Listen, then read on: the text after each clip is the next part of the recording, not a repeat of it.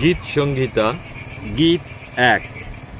ধন্য সেই ব্যক্তি যে দুষ্টদের মন্ত্রণায় চলে না, পাপীদের পথে দাঁড়ায় না, নিন্দুকদের আসরে বসে না, কিন্তু সদাপ্রভুর বিধানে আমোদ করে, তাঁর বিধান দিন রাত ধ্যান করে। সেই ব্যক্তি জলস্রোতের তীরে লাগানো গাছের মতো, যা যথাসময়ে ফল দেয় এবং যার পাতা শুকিয়ে যায় না।